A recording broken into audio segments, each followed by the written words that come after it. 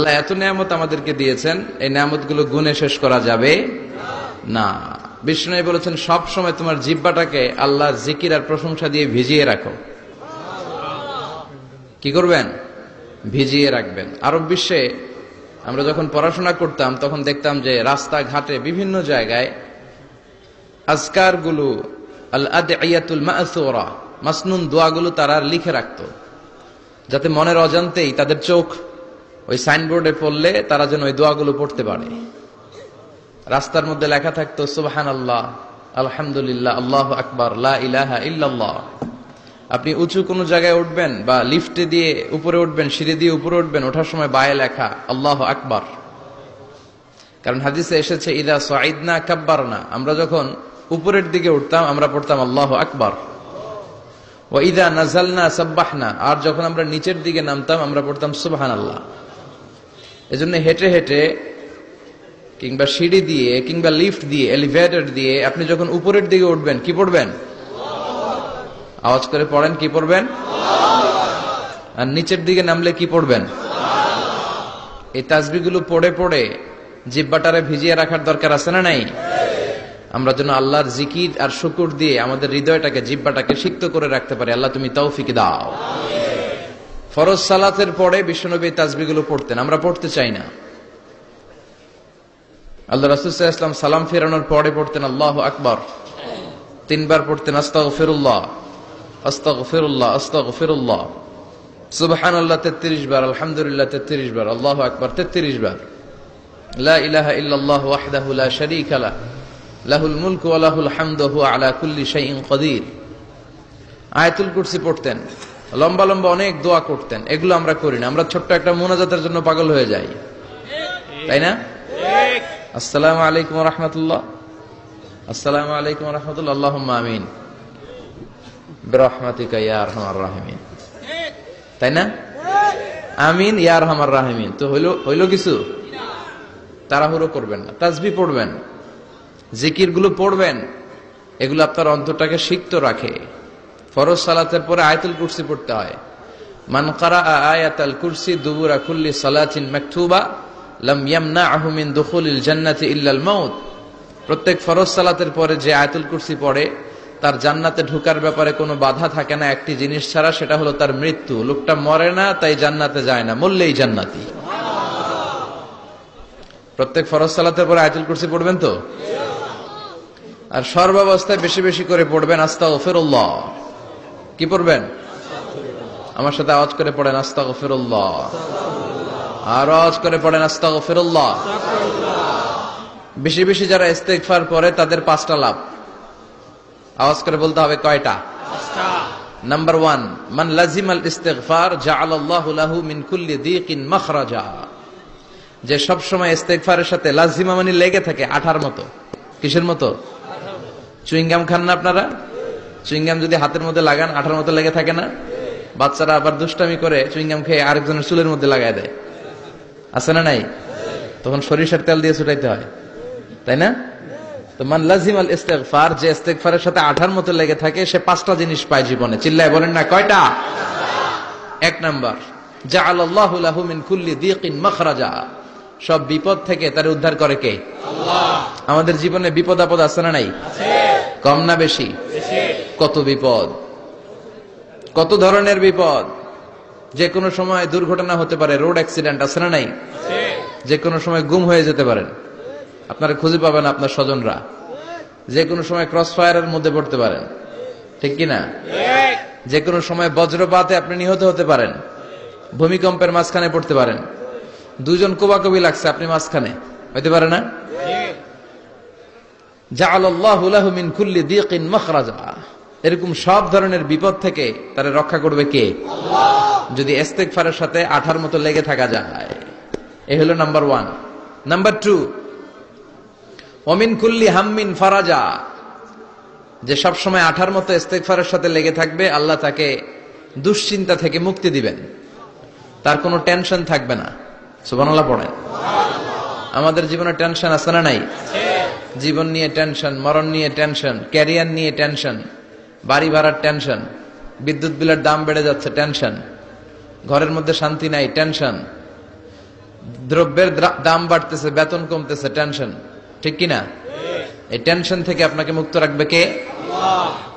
Number 3, ওয়ায়ারযুকহু মিন হাইসু লা ইয়াহতাসিব, এমন জায়গা থেকে আল্লাহ আপনাকে রিজিকের ব্যবস্থা করবে আপনি কল্পনাই করতে পারবেন না।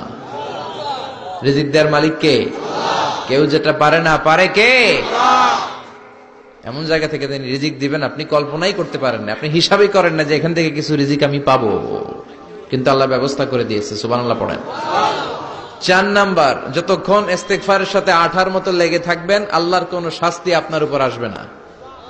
ওমা কানা আল্লাহু মুআযযিবাহুম ওয়া হুম ইস্তাগফিরুন, যতক্ষণ আপনি ইস্তিগফার করবেন আল্লাহর আযাব আপনারে পাকড়াও করবে না। 5 নাম্বার হচ্ছে আল্লাহ আপনাকে মুস্তাজাবুদ দাওয়া বানিয়ে দিবে।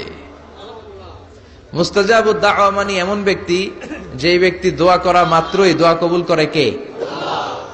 সবসময় ইস্তিগফার পড়তে রাজি আছেন তো? আপনারা ইমাম আহমদ ইবনে হাম্বলের নাম শুনেছেন? আমরা ইসলামে 5টা মাযহাবের প্র্যাকটিস করি, কোরআন সুন্নাহর আলোকেই আমরা করি। হানাফি, শাফিঈ, মালিকি। 4 নাম্বারটা আপনারা বলেন, হাম্বলি। হানাফি, শাফিঈ, মালিকি, তারপরে হাম্বলি। এই হাম্বলি মাযহাবের ধারক এবং বাহক ইমাম আহমদ ইবনে হাম্বল। উনি অনেক বড় যুগ শ্রেষ্ঠ মুহাদ্দিস ছিলেন। একক স্বতন্ত্র হাদিসের কিতাব হিসেবে পৃথিবী খ্যাত যে হাদিসের কিতাবটা, যেটার মধ্যে সবচাইতে বেশি সংখ্যক হাদিস আনা হয়েছে, মুসনাদ আহমদ ইবনে হাম্বল, এটার রচয়িতা উনি। সুবহানাল্লাহ পড়েন। প্রায় 40,000 হাদিসের কালেকশন ওই কিতাবের ভেতরে আছে। এই হাদিস কালেকশনের জন্য ইমাম আহমদ ইবনে হাম্বল বছরের পর বছর, যুগের পর যুগ, শহর থেকে গ্রাম, গ্রাম থেকে শহর চষে বেরিয়েছেন। ওনার শেষ জীবনটা উনি হাদিস সংগ্রহের কাজে ব্যয় করেছেন। একবার এক সফরে তিনি রাত্রিবেলা বেরোলেন। ইস্তিগফার পড়লে যে কি করে মানুষ মুস্তাজাবুদ দাওয়া হয় শুনেন। রাত্রিবেলা সফরে তিনি বেরোলেন, হাদিস সংগ্রহের সফর। পথিমধ্যে এক মসজিদে মাগরিবের নামাজ পড়লেন, এশার নামাজ পড়লেন। প্রচন্ড শীত, তিনি ভাবলেন আজকের রাতটা মসজিদেই কাটায় দেই, ফজরের সালাত পড়ে তারপরে বেরোবো। ব্যাগ থেকে কাঁথা বের করে তিনি শুয়ে পড়লেন। কিন্তু মসজিদের দারোয়ান এসে বলে, মসজিদে তো থাকা যাবে না, আপনি বের হন। ইমাম আহমদ ইবনে হাম্বল বললেন, আমি বৃদ্ধ মানুষ, প্রচন্ড শীত, কই যাব? আমি ফজরেরও মুসল্লি, ফজর নামাজও এই মসজিদে পড়বো, আমার এই বাজান তুমি থাকতে দাও। দারোয়ান বলেন, নো, থাকা যাবে না, মসজিদে থাকা যাবে না, বের হন, না হলে গাঠটি সহ বের করে দেব। চিনে নাই এটা যে ইমাম আহমদ ইবনে হাম্বল, সে বুঝতে পারে নাই। তো দারোয়ানের সাথে সুবিধা করতে না পেরে ইমাম আহমদ ইবনে হাম্বল ব্যাগ নিয়ে বেরোয় গেলেন। প্রচন্ড শীত, কাঁপছেন। হঠাৎ দেখে সামনে এক বাজার, ওই বাজারে এক খাব্বাজ বসে আছে। খাব্বাজ মানে রুটি বিক্রেতা। খাব্বাজ মানে যুবক, একজন রুটি বিক্রেতা, রুটি বিক্রি করে। যে যুবককে সালাম দিলেন, আসসালামু আলাইকুম। যুবক পড়লো, আলাইকুম আসসালাম। ইমাম আহমদ ইবনে হাম্বল বলল, যুবক, আমি মুসাফির মানুষ, থাকার জায়গা নাই, প্রচন্ড শীত। এই যে তুমি চুলার মধ্যে উনুনে রুটি বানাচ্ছ, আমি যদি তোমার চুলার পাশে বসে রাতটা কাটাই, তোমার কোনো সমস্যা হবে? যুবক বলেন, নো, কোনো সমস্যা নাই। আহলান ওয়া সাহলান ওয়া মারহাবান বিক, খোশ আমদেদ, সুস্বাগতম, আসেন। আপনি আমার চুলার পাশে বসে আগুন পোহালে আমার সমস্যা কি? আসেন, আসেন, বসেন, আপনি মুরব্বী মানুষ। ইমাম আহমদ ইবনে হাম্বল আল্লাহ শুকরিয়া করে চুলার পাশে বসে শীতের রাতে চুলা থেকে তাপ নিচ্ছেন, আগুন পোহাচ্ছেন। আর তিনি দেখতে লাগলেন যুবক আটা দিয়ে রুটি বানায় আর পড়ে আস্তাগফিরুল্লাহ, রুটির খামির বানায় আর পড়ে আস্তাগফিরুল্লাহ, গোল গোল করে খামির দিয়ে দলা বানিয়ে সাজিয়ে রাখে আর পড়ে আস্তাগফিরুল্লাহ। রুটি বেলুন দিয়ে বলে এটারে চুলার ভেতরে ঢুকায় আর কি পড়ে? পড়ে আস্তাগফিরুল্লাহ। ক্রেতা আসলে ক্রেতাকে রুটি দেয় আর পড়ে, ক্রেতার হাত থেকে টাকা নিয়ে ক্যাশ বক্সে রাখে আর কি পড়ে?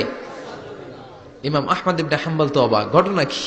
আসার পর থেকে এই যুবকটারে দেখতেছি খালি পড়ে আস্তাগফিরুল্লাহ, আস্তাগফিরুল্লাহ। তিনি কৌতূহল বশত বললেন, যুবক, মা লাকা ইয়া শাব দাইমান তাকরাউনা আস্তাগফিরুল্লাহ, হে যুবক, তোমার ঘটনাটা কি?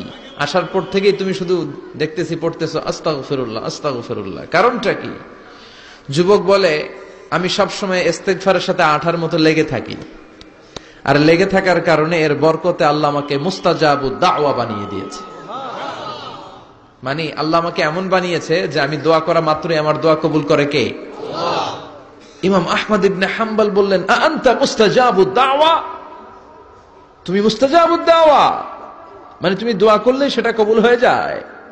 যুবক বলে, নাআম আনা মুস্তাজাবুদ দাওয়া, আমি আমার জীবনে যত দোয়া করেছি সব কবুল করে নিয়েছে কে? আল্লাহ। আমি মুস্তাজাবুদ দাওয়া, আমি দোয়া করতে দেরি কবুল হতে সেটা দেরি হয় না। তবে আমার পুরো জীবনের সব দোয়া কবুল হলেও একটা দোয়া এখনো কবুল হয় নাই। এটা শুনে ইমাম আহমদ ইবনে হাম্বলের কৌতূহল, কিউরিসিটি আরো বেড়ে গেল। তিনি বললেন, তোমার জীবনে সব দোয়া কবুল হয়েছে, একটা দোয়া কবুল হয় নাই, কি সেই দোয়া আমারে বলো? যুবক বলে, আমার জীবনে যে দোয়াটা কবুল হয় নাই সেটা হচ্ছে আমি আল্লাহর কাছে দোয়া করে বলেছিলাম, আল্লাহ শুনেছি এই জামানার সবচেয়ে বড় মুহাদ্দিসের নাম হচ্ছে ইমাম আহমদ ইবনে হাম্বল, আমি যেন ওই ইমাম আহমদ ইবনে হাম্বলের কপালে একটা চুমু দিয়ে মরতে পারি, তুমি তৌফিক দিও। ইমাম আহমদ ইবনে হাম্বল নিজেকে আর ধরে রাখতে পারলেন না, চোখের পানি ছেড়ে দিলেন, যুবককে জড়িয়ে ধরলেন আর বললেন, ইয়া শাব, আহমদ ইবনে হাম্বলের কপালে চুমু দেওয়ার জন্য আহমদ ইবনে হাম্বলের দরবারে তোমার যাওয়ার দরকার নাই, আহমদ ইবনে হাম্বল নিজেই তোমার দরবারে ছুটে এসেছে। আনাল আহমদ ইবনে হাম্বল, আমি নিজেই আহমদ ইবনে হাম্বল। চিল্লায় পড়েন আল্লাহু আকবার। যুবকটি চিৎকার মেরে সাইয়েদনা আহমদ ইবনে হাম্বলকে জড়িয়ে ধরল। আহমদ ইবনে হাম্বলের হাতে হাত রেখে মুসাফা করলো, আহমদ ইবনে হাম্বলের কপালে একটা চুমু এঁকে দিল আর বলল, ইয়া আহমদ ইবনে হাম্বল, এই ইস্তেগফারের কারণে আমার জীবনের সব দোয়াই কবুল হয়ে গিয়েছে। আপনি সব সময় যদি ইস্তেগফারের সাথে লেগে থাকেন, আপনারে মুস্তাজাবুদ দাওয়া বানাবে কে? আল্লাহ। এজন্য অবসরে যখন কোনো কাজ থাকে না, বেশি বেশি ইস্তেগফার পড়া যাবে না?